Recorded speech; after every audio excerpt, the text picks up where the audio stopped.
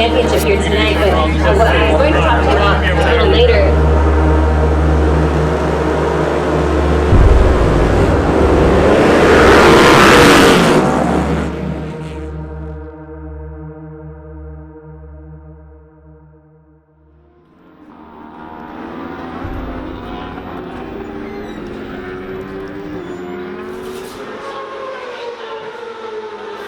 There's nobody that exemplifies wanting to ride a motorcycle more than James.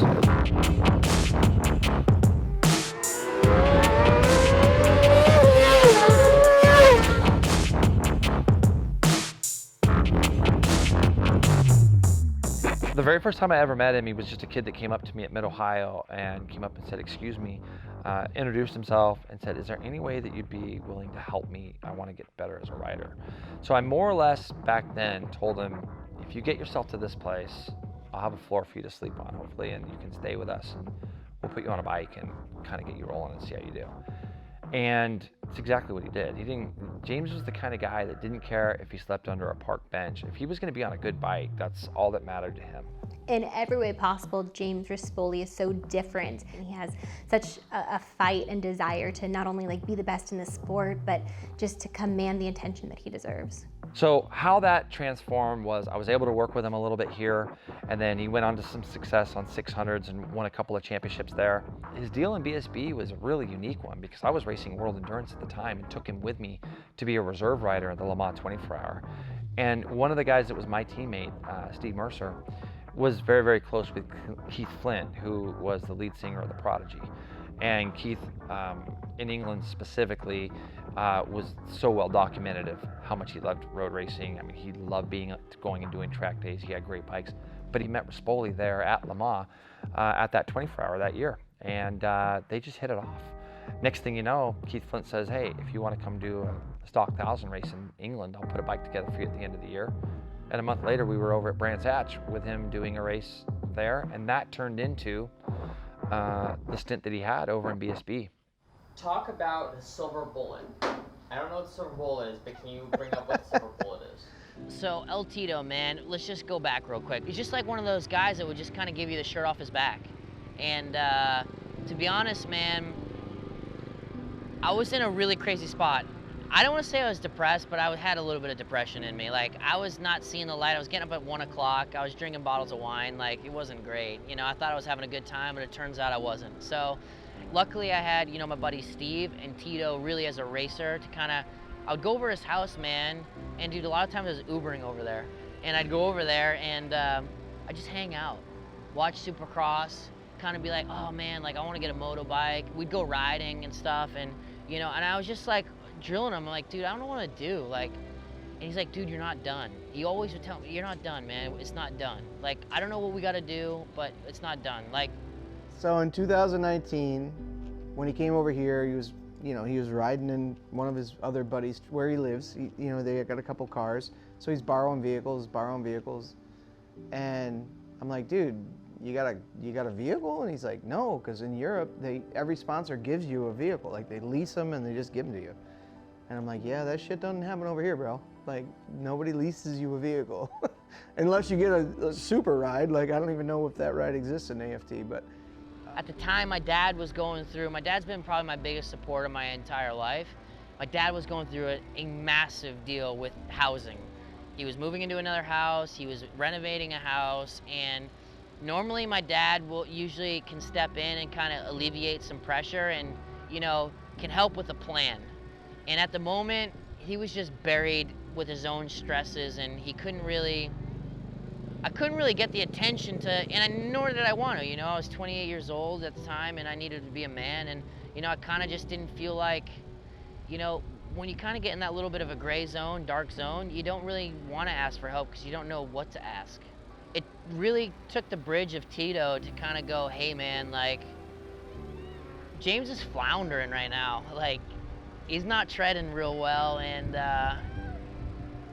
maybe we should like try to have a conversation here before this kind of gets a little bit bad. Like, the end of 18 when we started this whole thing, and beginning of 19, it was rough for him. Like, he was just coming back from, you know, British Superbike. Like, I mean, you can't get much bigger stage than that other than MotoGP. So, you know, he was living the good life, and it went away. I kind of saw me being done racing, and I was fucking terrified, dude. Like, I've raced since I was a kid, and I've never had a real job, so I was like, what the hell am I gonna do? So, dude, it was tough, and Tito just bridged that gap, and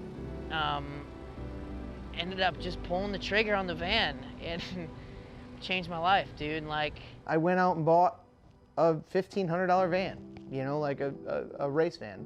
I said it was a concrete contractor's van. It's a total piece of shit, like 100% POS. But I bought it, and my buddy Jeremy went and helped me from Appliances of Orlando. He helped me get it, and we brought it back. We put brakes on it and did a couple other things, and I'm like, dude, here. You know, I put it on the road, but we got it on the road, and I'm like, it's not nice, but it's something. You got wheels, right? And you can put a bike in the back, you can put a motorbike in the back, whatever you want to do. So we built a wall, you know, we kind of made it okay, and that's the silver bullet. It was a silver Ford F-250 van. It was a piece of crap. So, you know, I just, like I said, I tried to help him any way I could, and I'll always do that. You know, he's like a brother to me. I was driving a $1,500 van, and I was embarrassed to drive it around people, and I was embarrassed to go to the moto track, and, you know, Breyer's a champion, all these guys are champs, and I'm like, dude, I rode out of Michael Jordan, arguably the GOAT. You know, he is the GOAT in basketball, out of the biggest rigs you can known to man, riding for one of the biggest, best athletes in history, and I'm driving a $1,500 van, dude, that I don't want anybody to see it. I used to hide it, and I used to do this, and then it clicked and said, dude, screw that, I'm gonna embrace this. And it took a mental, like, I embraced the van. I embraced the 6,800 miles we did to go to California to race a bike I knew I couldn't win on, just to try to just show people that I'll outwork them. And I remember, you know, that gap that he did, and he used to fly to the races in between his work so that we didn't have to spend money on flights, and we used to stay at hotels on his, you know, company, which is a no-no, but we got through it, dude. And he was there, man, the whole time, and he never took a penny, and he spent so much money on me. And I think just somebody believing and just him and Kieran just putting that money in, I felt like, I can't let him down. I can't let him down. I've got to outwork everybody.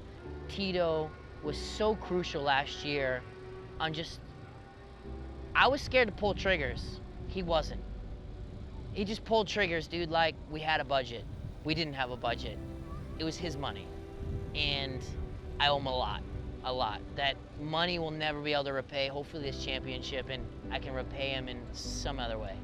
Dude, it was almost over for me. So it was tough. I remember I was on, like, I've got a therapist, Stefan Vossen over there, a sports psychologist that helped me go through the hardest part in BSB, and off the record, but, well, it's on the record. Like, dude, I was on the phone with him before I was going to Tito's house, bawling my eyes. I was saying, dude, I don't know what I'm gonna do, and I don't know what the fuck to do. I don't know how to change this reality. I just don't know. I can't, like, there's no rides. I can't, like, give up, because every time I touch a bike, I love it. And there's no avenue. But sometimes, that was me putting myself into that reality, man. And that's what happened. And so, you know, I've been down that road before, but I'm so glad we dug out of it, and I can help other people. You know, like, that's the biggest thing, is, like, I see all these, like, Whale and, you know, all these young riders, dude, like, coming up that, like, I'm like, dude, just keep going. Like, you don't know what's gonna happen in 3 months. So, yeah, I know I love it. It was a huge learning experience. I'm so glad I can tell.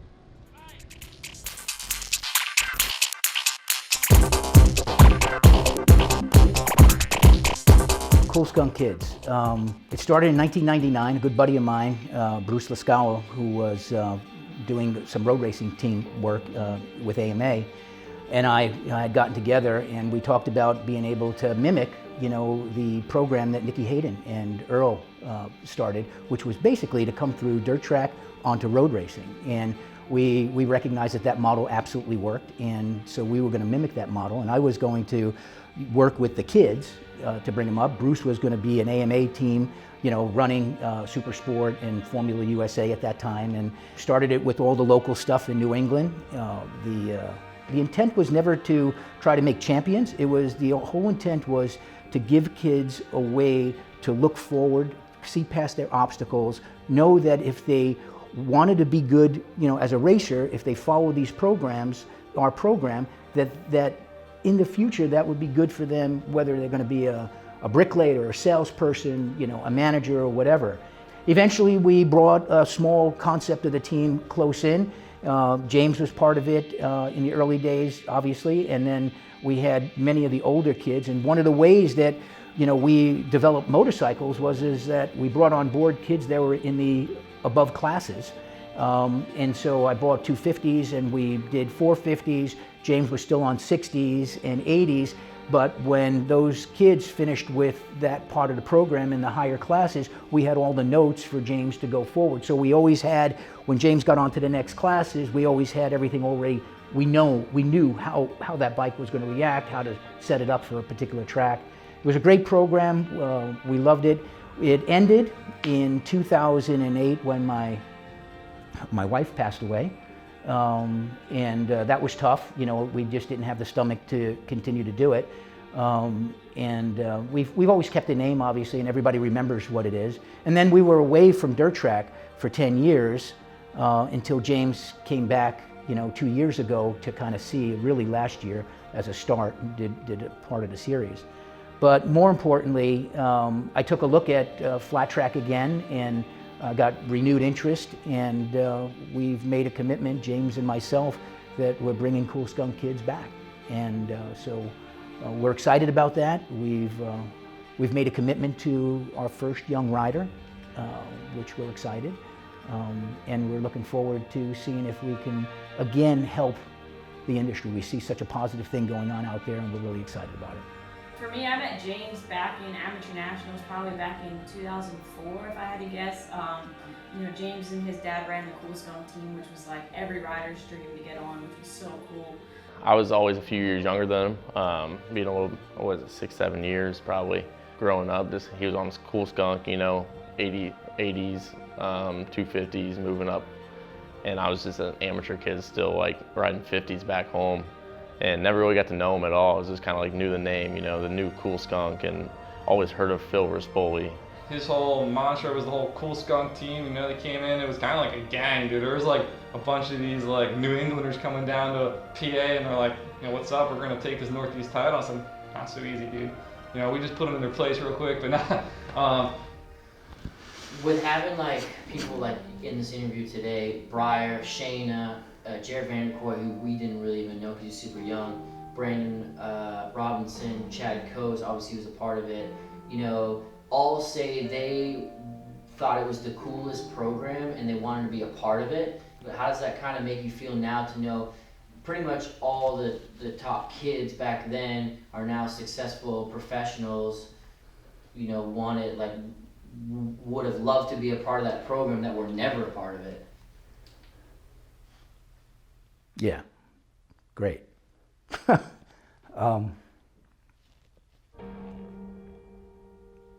a tough one because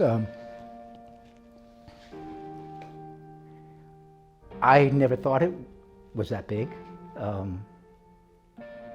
more importantly, I never even thought about those kids. And the reason is that they all had it going on. You know what I mean? So, you know, their dads were either in it, you know, before, or, you know, they had all this support from good people on the West Coast with money. I mean, we didn't have money, you know what I mean? It wasn't like I was throwing money at anybody, you know what I mean? We were just creating an atmosphere to succeed. You know, that was what it was about.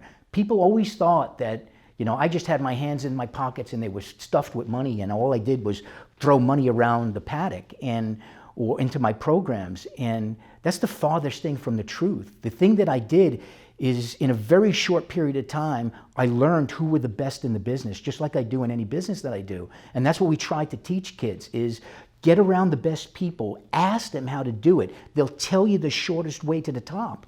And that's what Cool Skunk Kids was all about. It wasn't about a champion. You were fortunate enough to be a champion. PJ's fortunate enough to be a champion. Some others have come out and been champions from the programs. But that wasn't the program. We had no idea that any of that was happening. And sure as hell, I don't come out of the race business, so I know nothing about racing except what we learned, going through every step. But we did it quickly, we experimented, and our whole gift was to give it away. And I'm sorry, it tickles me that those kids today think that. Hopefully we get to bring it back.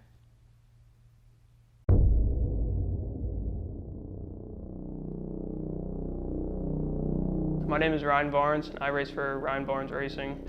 The depth of talent in the rosters in this series is unlike any before. On any given night in the Production Twins class, there's 5 guys who could contend for a win in any night, and there are so many talented riders. There is an incredible depth of talent in 2020, and the crazy thing is I see it just getting even deeper in 2021.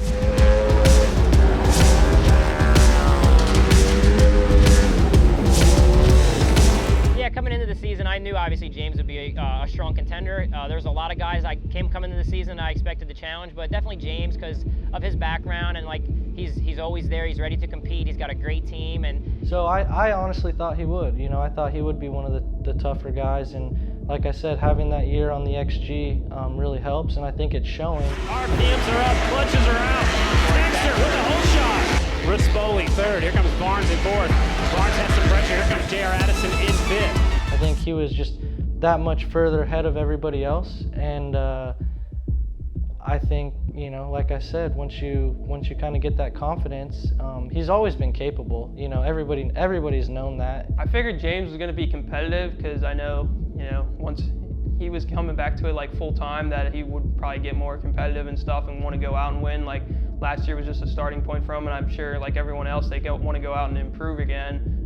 But I figured, he'd still be there. It's just he wouldn't be up front as much as he was. He kind of, I think, surprised a lot of people. I think no matter what, if you're going into a season as the defending champion, you're going to be the favorite because you've proven already that you can do it. But as soon as I found out James Rispoli would be riding a Harley-Davidson XG750, he would not only be backed by Latest Motor Racing, but also have Joe Kopp in his pit, I immediately said he's going to do something this year. And that's what we talked about in all of our production meetings was, what will Rispoli be capable of with this incredible team behind him, because that's such a huge facet. Corey's an incredible racer. Corey is great on the bike, but the team that Rispoli has built and the energy in that pit alone and the mental strength in that pit is something that caught my eye from day one this year. The start out of this front row, good start by last year's champ Corey Texter on the 1. That's James Rispoli of the Harley-Davidson. Barnes getting desperate here, so close to the title last year. He wants to win races.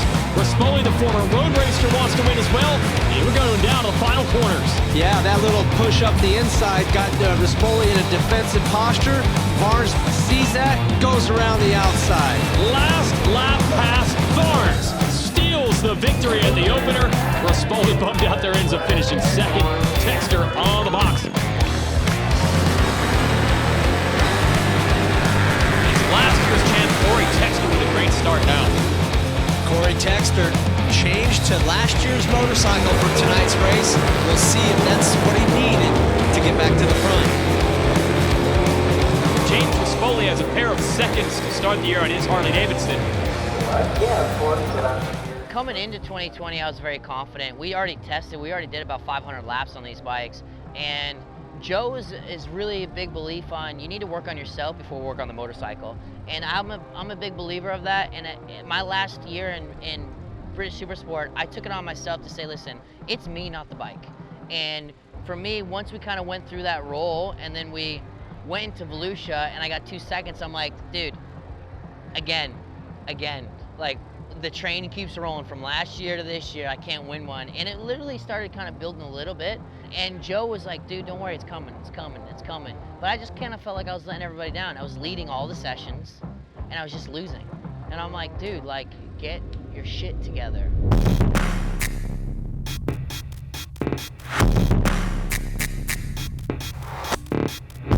Our biggest goal this year as a team was to not have a zero. Zeros lose championships. Fifths don't, zeros do. And the new format in AFT doesn't give you a chance for a zero because you only get one provisional. So if you don't make it out of the semi, your day is done. It's not like Super Twins where everybody makes the main. We have to qualify, and something as far as you have a mechanical, a clutch go, anything in a semi, you're done.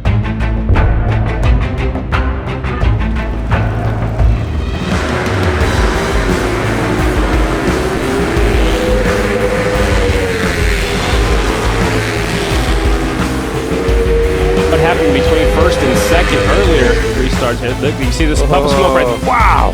Did Chad grab the brakes right there, He had to, because it actually would have been easier for him to go to the outside instead of the inside. Check this out. This will be crazy. It lets up right there. We blew a motor in the semi, leading it with Chad, going back and forth. We went right to our backup bike, and I had to start dead last 17th. And the game plan was, listen, James, you got the pace to go, but you win this championship mode. Like, let's get as many points as possible, get through. First, I want to point out, starting in the back, after an engine change, James Rispoli, and you'll see him way up top here early. Rispoli all the way up to third. When we kind of had the pace that we did, I was able to make really quick work, go from 17th to 4th in the first lap, and then to go and get second, almost win the race, was huge. That put more confidence in than the win did, honestly, because I just came from dead last on the Indy Mile and just caught you guys and ran you down. I'm like, oh, I can win. So up next will be our AFT side, presented by Russ Brown. I mean, we know the low bike's better because we're there. We've been there. You know what I mean? We've developed the bike around the low bike. But my comments, even at Volusia, you know, it feels more nervous, but it's acceptable because it's a lot better. The next day we took that kind of momentum. Vance and Hines took my bike, put an engine in that I used last year. It was one of the better engines as far as, it was just an old baby. It was the same horsepower as the other bikes. Let's not get carried away, but we did have that engine, and everybody knows bikes have a little bit of differences, and that just was my baby engine. It was freer, it was nicer, just in the hand, it was really nice, and I just liked it. I hear him chatting the noise, move too quick, can't stop, get it tapping. I hear him chatting the noise, not so tough, but must keep rocking. Just too shy with the boys, white girls let it tell me I'm awesome, yeah. Act like fire on the pump, if you wanna touch my issues, caution. Day 2 came around, we were fastest again, really, really good, blah, blah, blah, and I remember in the main, Joe's like, dude, today's the day. Get out there, make it happen. Normally in a mile, and normally in this class, the racing is close, but James Rispoli's been looking for his breakthrough win, and man, does he get it this time. 12-second victory for James Rispoli for his first victory in AFT competition. I kept just hammering down, and my exhaust was echoing off the wall, so I thought people were behind me. So the thing is I just kept hammering. It was like 3 laps to go, I set my fastest lap of the race by myself, just hammering. And not until the last lap that I looked behind and I'm like, nobody's here. So I'm like, going back straight, I'm like, dude, what's going on? Like, nobody's here. I'm like, oh, dude, you're gonna win. Like, you're gonna win. All right, dude, just go into the last corner, just relax, just chill out. I go in there and I'm like, whoop, relax, dude. Like, you just did like all these laps and now you're like freaking out.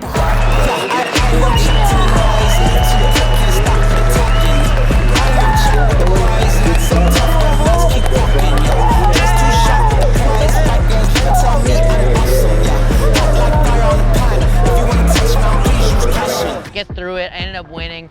I'm like literally rolling off down the straightaway going, where is everybody? And I'm like, what happened? And they ended up telling me, and I'm like, I couldn't believe it. And that was a turning point, man. The little bit of belief on just winning, the pressure of the winning, the relief, all that, the weight off the shoulders hit, and I knew we could win races. So James Rispoli's win at the Indy Mile was a statement-making win. It not only shook the entire paddock, but I think it shook the sport because he'd always been a bridesmaid, never a bride, and he finally was able to pull it into victory lane, and it showed that they've not only figured out this bike, but James Rispoli figured out flat track racing again. He had already figured it out before he left, but now it's like he found his swing, he found his rhythm, and he was just feeling it that night. And to go out and have 12 seconds, a 12-second lead over second, that was like making up for lost time. And I think in that moment, it showed that James would be capable of far more than anyone would have thought in this series. He wasn't just going to squeak out a championship, but he would be a title contender. Indy took everybody's eye off me and put it on the motorcycle. So I had no pressure. They thought the bike was the best, not me. And what that did was go, here you go, dude. Let me show you again. Let me show you again. And how many times do I got beat you for you to realize that it's me? Yeah, I think that was the second night, I want to say, at Indy. I think I ended up 7th that night. We were having like electrical issues in the main, so I mean, it wasn't, I came off the track and I handed the bike to my dad and he's just like, I'm gonna protest that Harley. He's like, it won by 12 seconds, there's no way it's legal. Following James Rispoli's 12-second lead over second place at the Indy Mile, the entire paddock, but specifically Ryan Varn's team, protested his win. And I think no matter what, when you're winning by such a huge gap over the rest of the field, people are gonna have questions, but I think it was less of a mechanical question and more of a rivalry sort of question, because when he was protested, I remember we all gathered around the production tent and said we might have to interview Corey, and so we waited for the processing. But if you look at that race, it was a 12-second win. If you looked at where we were, 2nd through 6th place, we were doing everything we could so he could win by 12 seconds. Like, we were bumping into each other. Like, breaking it down on paper, I think his fastest lap was only a 10th faster than mine. So it wasn't out of the ordinary once I broke it down that he won by that much. I mean, he rode good, he got out front, he checked out. So it was interesting. I was curious on if they would find anything, but I know Joe. I know he's a former champion or whatever, a well-respected guy, and James doesn't need to cheat or anything like that. So everything that happened with that, nothing surprised me. And yeah, I obviously knew they played fair. It was just trying to find that setup that got us close to where they were at was the challenge. And I think it was because they were scared, because James came out swinging and he proved that with this bike and this team, they're capable of winning by a huge margin, and that scared people, especially on a mile, because if he can do that on a mile, where else will he be as dominant? He was able to get through tech clean, and it just, you know, it shook the paddock. It literally mentally and physically shook the paddock. Everyone had to now raise the bar and play catch up with James Rispoli. You know, if they did do something, you know, now would be the time to do it, because he just showed that he can go out and beat everyone by 12 seconds on a mile, which doesn't really happen too often, like, let alone ever. So it was just raised a lot of suspicions, and I can understand like him pushing on wanting to do it, my dad. But in the end, I mean, I guess like I was okay with it too. Like I okayed it, but I mean, it was just like we just had to, I guess, in a way. It just seems suspicious. And the bike, I think that he won on, blew up the night before, and we seen like people rebuilding it or putting it back together. I don't know if it was his latest team or if it was Vance and Hines. So I guess it would have been really easy to just like throw a different set of cylinders on it and make it over the legal limit, which was kind of the suspicion that we had. So we just kind of went for it, but it didn't work out, which is fine. So we knew that, you know, he was legal then, and that he just ran a really good race. So riding is a psychological sport, and it's built on momentum. You're only as good as your last race. And so, of course, when Corey isn't on the top spot, when Corey isn't winning, that's the energy he's bringing into the next round. James Rispoli had a leash on that energy. No one else could touch it, right? So anytime that someone was coming into a race weekend, Corey Texter, Ryan Varnes, even Chad Coase, they knew that James Rispoli was the guy to beat because he had that energy and he had the momentum, and with racing being such a psychological sport, no one could touch him.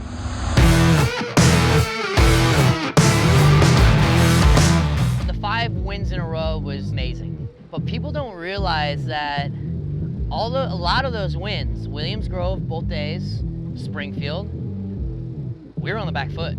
Like, day 1 at Springfield, we got 5th. We were like in the hunt, but we couldn't win. Day 2 was like a huge move that was kind of like, me and Joe were like, dude, you gotta lead it off 4.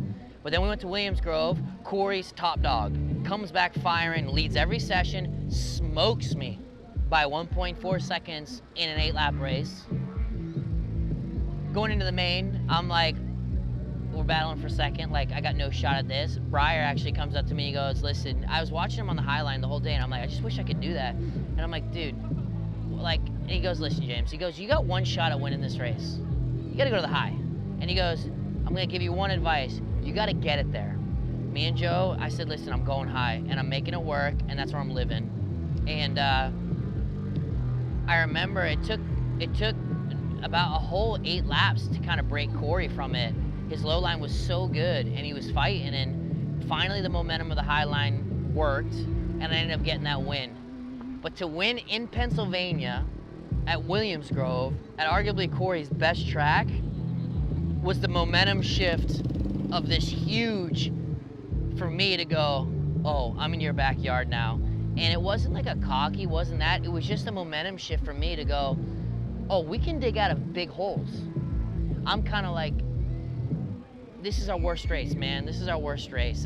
We're gonna be shit here. We're gonna suck at Williams Grove. All year I prepped Williams Grove, and then we won that one, and that was huge. And the second day, I was not nearly as bad during the day. I was like 1 or 2, and then I won my semi, and I ended up winning that night, and I was like, holy crap. And then we went to Dallas, same thing. I was kind of fast, and then like, those guys started getting quick again, and I'm like 3rd, 4th quick, and I'm like, man, like what's going on? And then like, the dark comes down and it gets to nighttime, and in the race we always find something. I'm a racer. I'm not a qualifier.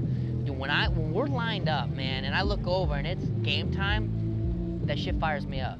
That fires me up, man, more than anything else. I want to race. I'm a ruthless killer, and when the visor is off and we're on, I want to be everybody's friend.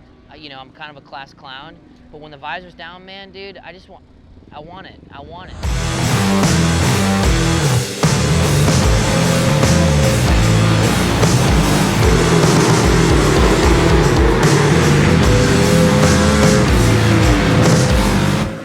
Did you have a lot of pressure going into Daytona? To be honest, all the pressure was at Charlotte. Charlotte was the big one.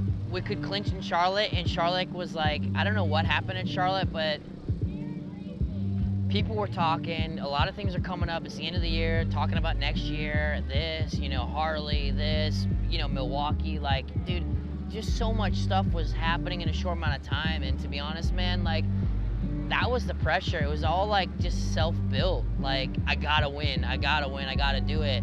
Charlotte's gonna be good for the Harley. You know, I'm like, we should win, like, you know what I mean? And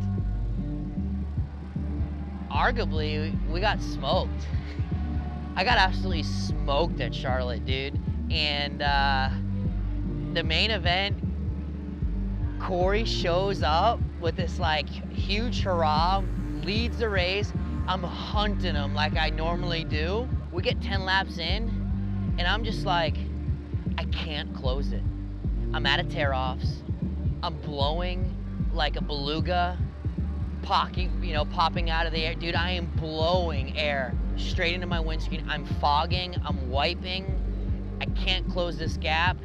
And I'm like 15 laps in, Coast is now here, and I'm like, I don't know what happened. I just kind of get into like Hulk mode, and I'm like, oh, I gotta go. And I started changing my lines, and I was tight, and I was riding like this, and I was like, and I got smoked. And after that, all the pressure went away. After that, we came out the next day. I watched the race, and I knew exactly what I needed to do on Saturday. We came out, we fast qualified. The bike was really good. I was like, ugh, dude, like if you're gonna lose this, might as well lose it with a win. And so I just was like, what are you doing now? And I went back to an attack mode. And it ended up getting rained out, which is, you know, kind of stinks for the championship because it really gave him the shot for, if he won again, it would have went down to 28 instead of 38. And then we came here with 38 points. We knew what we needed to do here, and there was no pressure. I had to attack. Harley-Davidson gave me a motorcycle right before here, and I haven't drove my van pretty much the whole time, and that cleared my head. It's probably the only thing I can multitask is on a motorcycle, and I rode it for 2 days before I came in here, and to be honest, man, it was the best 2 days that I've had all year. You know, not thinking about racing and all that, and I came into Daytona with zero pressure, man, like zero, and it felt awesome, and we did what we needed to do, and I was quick here in Daytona. I won my semi, and to be honest, it was a great way to end.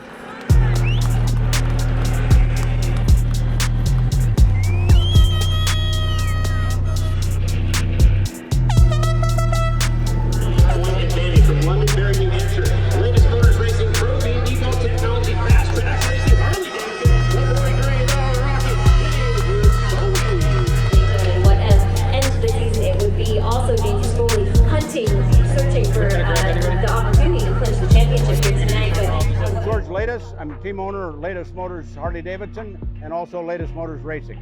Boy, I think a key to a successful team, and I use that word pretty strongly, team, is you can have a good rider, you can have a good motorcycle, you can have good background support or a lot of money, but if you don't have a team that's a cohesive team that works well and meshes well together, you got to have all those pieces clicking, I think, to win a championship and to really be a contender. So these people I've worked with for many years, and I think we've got a very, very tight, well-functioning, but small team. And I think that's made us effective.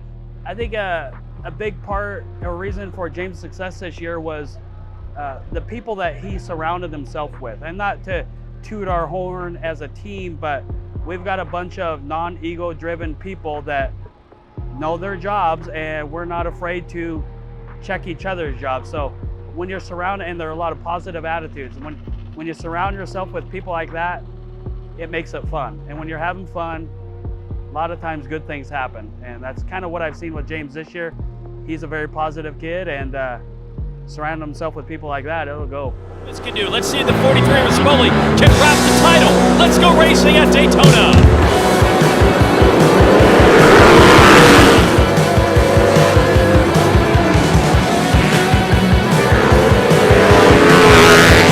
James Rispoli in the 43. He was looking to lock this title. He only needs to finish 7th, but Chris, I think he wants a podium here. He's fighting for it.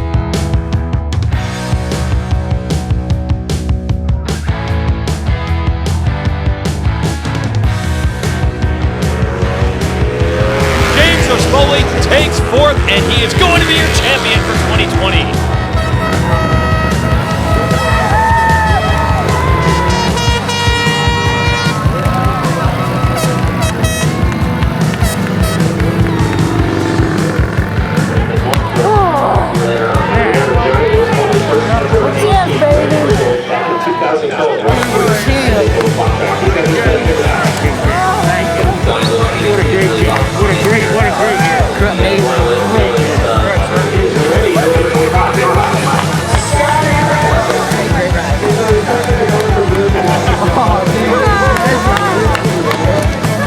Dude, it feels great. You know what I say, man? Wins are a very huge high, but as soon as you roll the clock over 12:01 a.m., everybody forgets. The championship's stamped. I'm a champion. It took me 10 plus years to get another one, and I have 3 to my name, and every one of them means a lot, and I learned a lot from my first 2, and this one, I really, truly enjoyed it, and I didn't allow the seconds and the fists and the force ruin my year. And I couldn't have a better team to do it with, where nobody, it was so low pressure, and to be honest, it feels amazing.